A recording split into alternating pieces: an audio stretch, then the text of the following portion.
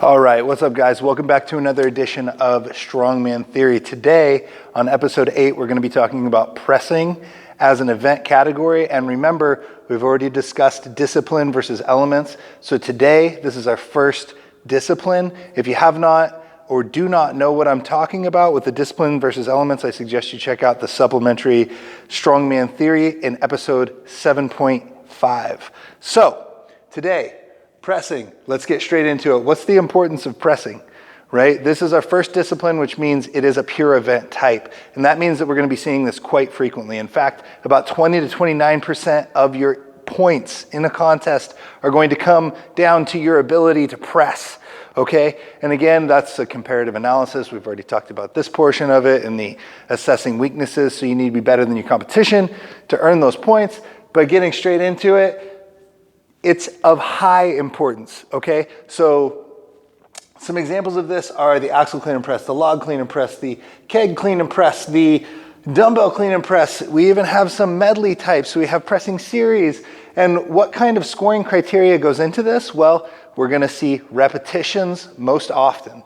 And that's going to be a clean and press, which is going to be cleaning every single repetition before you press it, or we're going to see a clean and then press.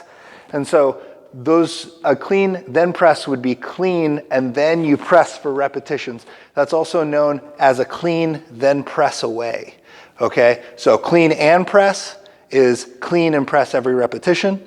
Clean then press or clean to press or clean then press away are all different ways of saying you clean it once and then you press as many repetitions as you can. Oftentimes that's going to be under a time limit, but really it is a max repetition.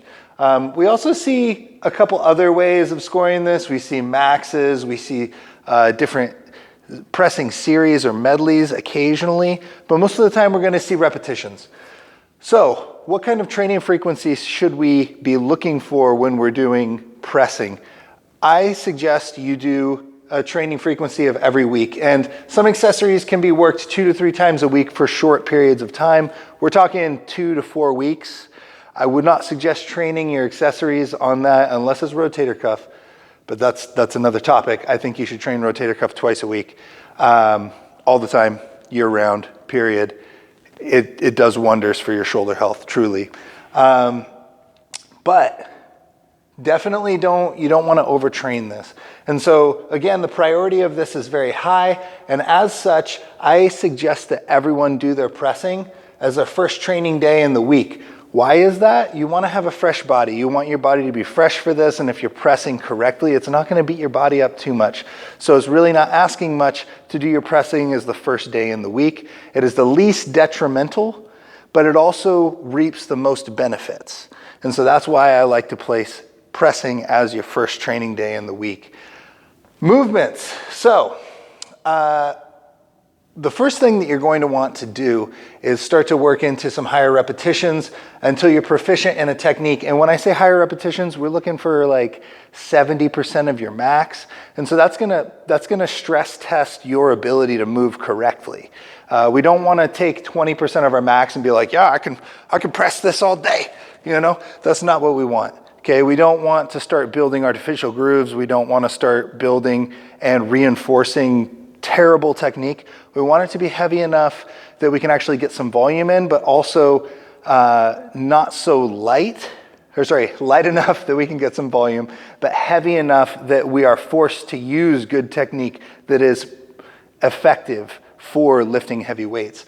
And so the second thing that we can move on to after we've attained some level of proficiency in the technical aspect of these movements is a lower repetition scheme. I really like 3x3s for a lot of different reasons, but mainly my body responds really well to 3x3 for strength and power. And so that's what we're concerned with, because this is strongman, not ripped man, right? We're looking for what can generate the most power, and oftentimes you increase your maximum ability to generate power, you're going to inherently increase your ability to do repetitions within 60 seconds. And we can talk about that later if that's something that people are interested in. There is a slight difference in those things, but really in the beginning, you're going to be looking towards building a stronger press overall. And so The other thing with that is we're going to be looking for higher repetitions and higher volume with accessory movements, things like laterals, rear raises, face pulls, things that are going to be generating a little bit of hypertrophy and supporting that whole structure.